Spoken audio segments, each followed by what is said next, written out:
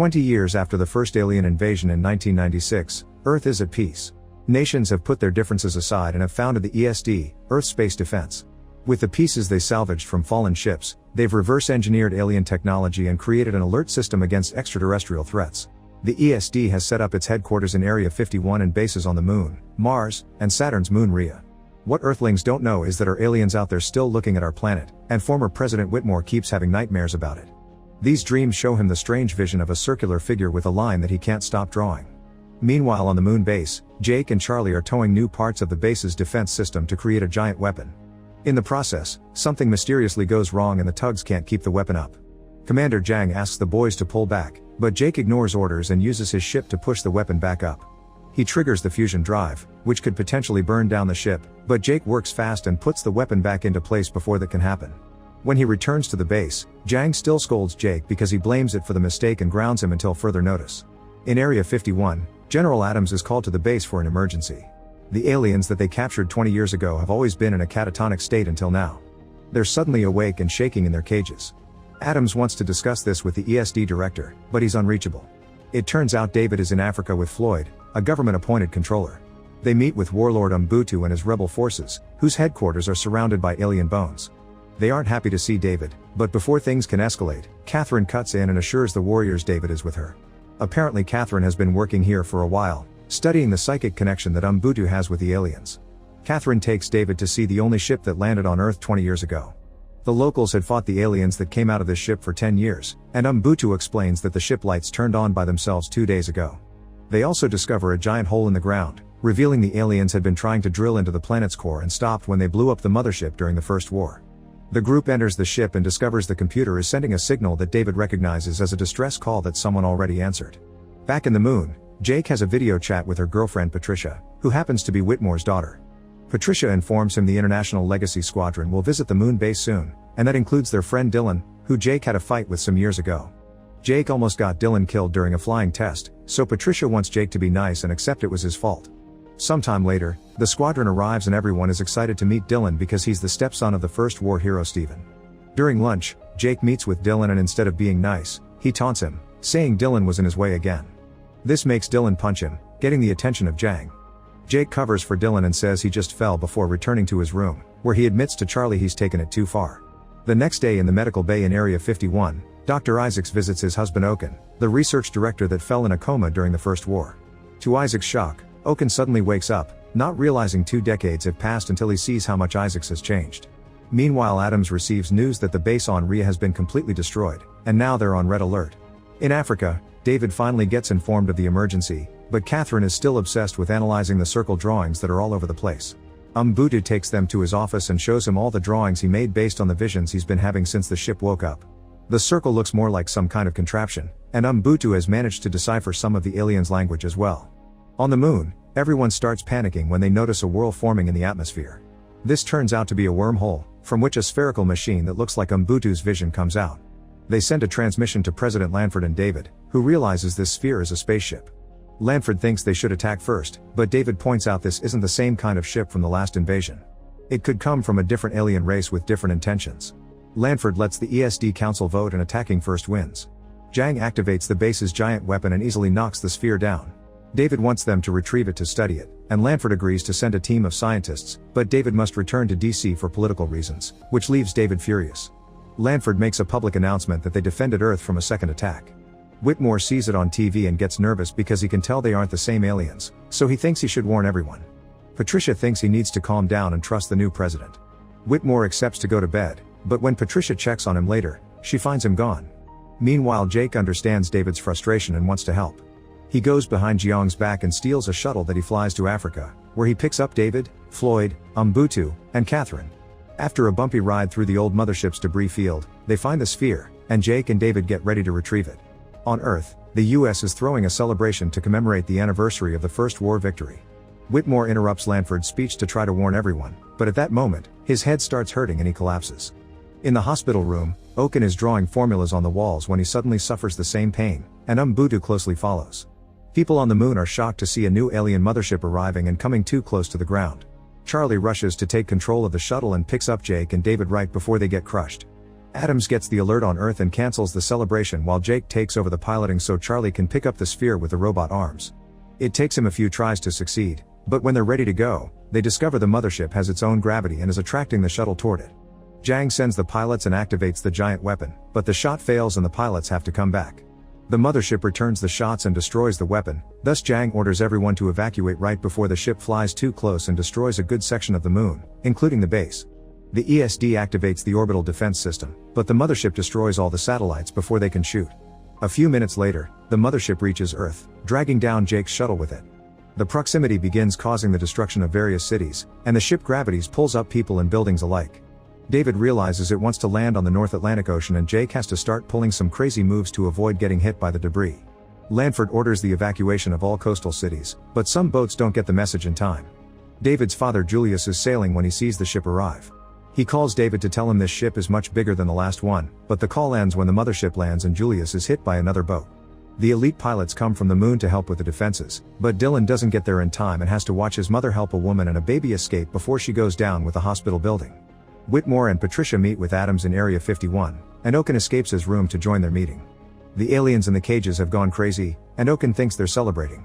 While David and the others arrive too, Whitmore sneaks into a sealed room and releases one of the aliens to establish communication. The alien uses its tentacle to grab Whitmore and talk through him, saying she has arrived, she is all.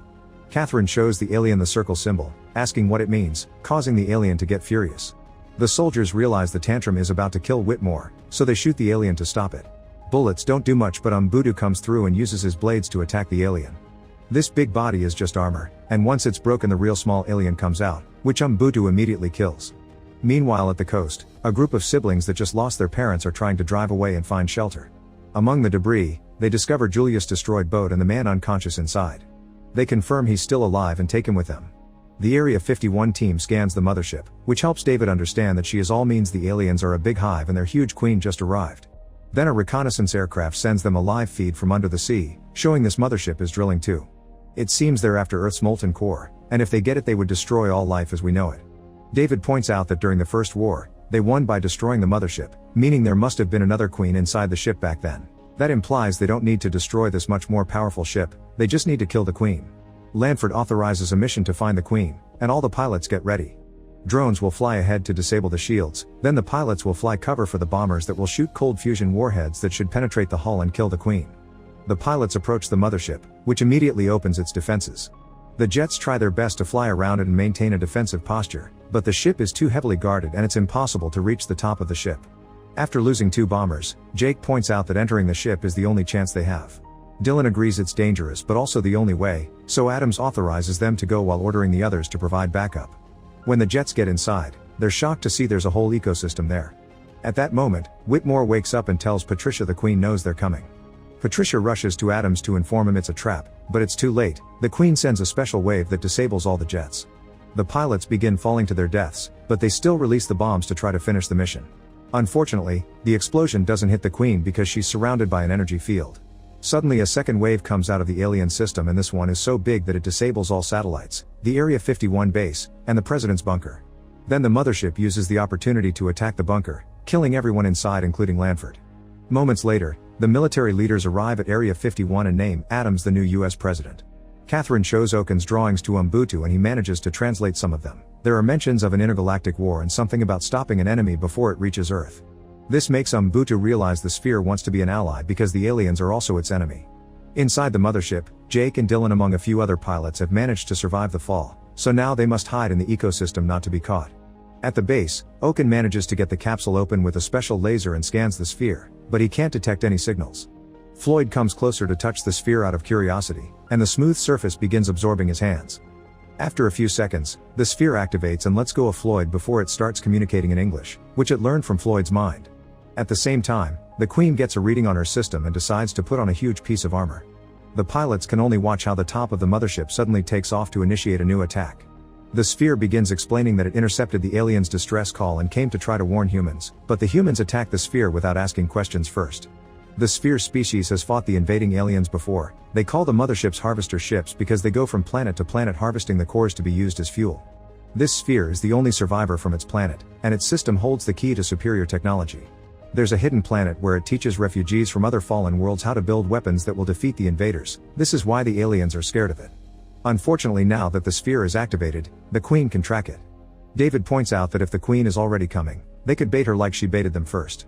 Oaken and David think they can hide the real sphere inside an isolation chamber and replicate its radiation signal with a decoy inside a tug filled with cold fusion bombs. Then the Queen will follow that signal into a trap. The only thing they need is some way to track the Queen, and Adams reveals he still has a radar truck from the First War. Adams and David talk with the few pilots that are left, explaining that since the satellites are down, someone will have to fly in manually to detonate the bombs, meaning that pilot won't survive the mission. Patricia tries to volunteer, but Whitmore cuts in and accepts the mission, ignoring his daughter's disapproval. Meanwhile, Julius wakes up and convinces the siblings to take him to Area 51. However, they're running out of gas and moving at a glacial speed. They stop by a gas station and find a school bus full of kids that were abandoned by the driver, so Julius takes over, and with all the kids aboard, he begins driving the bus toward Area 51. Inside the mothership, the pilots find the aliens' hangar. Jake runs ahead to distract the aliens by insulting them and peeing on their floor while his friends steal the jets. The aliens don't take Jake's insults well and open fire, but before they can hit Jake, the pilots take off on the jets and pick Jake up. Immediately the aliens begin chasing after them and closing the doors, so the pilots have to pull some extra moves to avoid getting killed. In the heat of the battle, Jake apologizes to Dylan for almost killing him all those years ago. After a few close calls, the pilots manage to reach the doors and escape right before they close. Everyone at the base gets ready for the attack. Patricia watches her father leave despite her protests and decides to fly along to help him. At that moment, Julius and the kids arrive on the bus at the same time the Queen arrives with her army. As the base and the aliens both open fire to start a new war, David notices the bus and brings it over to his sector for protection. The sphere is put in the isolation chamber and the Queen falls for it, believing Whitmore has the real signal. Patricia flies her jet near her dad's and says goodbye before he faces his sacrifice. As David puts a shield around the alien army to contain the explosion, Whitmore enters the Queen's ship and detonates the bombs. For a moment, the team believes they've won, but for some reason the alien army is still attacking and the base's huge weapon is shot down. As the smoke clears, it's revealed the Queen is still alive because she protected herself with her own energy shield. David gets on the bus with Julius and the kids so they can drive away as the Queen begins chasing them. Every soldier on the ground returns to the base to defend the sphere from the incoming aliens while the pilots attack the Queen, whose shield keeps her safe. The boat crew notices there are only 6 minutes left, and at that moment, Patricia notices that the Queen puts down her shield for a few seconds when she needs to attack. She takes advantage of this and shoots at her weak spot, destroying the shield and leaving her vulnerable. The Queen hits her jet in revenge, and Patricia escapes with a parachute right before crashing. Then the Queen tries going after her, but at that instant Dylan and the others come back and attack the Queen with her own technology. Inside the base, the aliens find the sphere, which is guarded by Oaken and Isaacs, and send a message to her Queen with a location. Dylan and his team lose control of the jets because the Queen uses her hive link to make all her technology fly around her to form a new shield. Umbutu and Floyd rush to the isolation room to fight the aliens, but in the struggle, an alien manages to hit Isaacs. While Umbutu and Floyd finish the aliens off, Oaken has to say goodbye to his husband. With only 2 minutes left, the Queen arrives at the base and begins hitting the roof to try to access the sphere. Dylan calls the jet shield a tornado and that gives Jake an idea. They activate the manual thrusters and let the tornado form a fire whirl that expels them out of the hive. As the Queen finally breaches the base and grabs the sphere, the pilots regain control of the jets and open fire on her, forcing her out of her armor. The Queen tries to walk away and almost gets the bus, but David drives back right before the Queen falls and finally dies, releasing the sphere in the process. Just like it happened during the First War, the death of the Queen instantly stops the drill and all the alien ships, which crash to the ground. Everyone around the world celebrates the victory as the mothership leaves, and Oaken confirms the sphere is fine. David is worried that Earth won't survive another attack, but Oaken reminds him that the sphere has a training program on a shelter planet, so the next step for humanity is to join the intergalactic war. Make sure to subscribe and turn on notifications so you can watch more videos like this. Thanks for watching.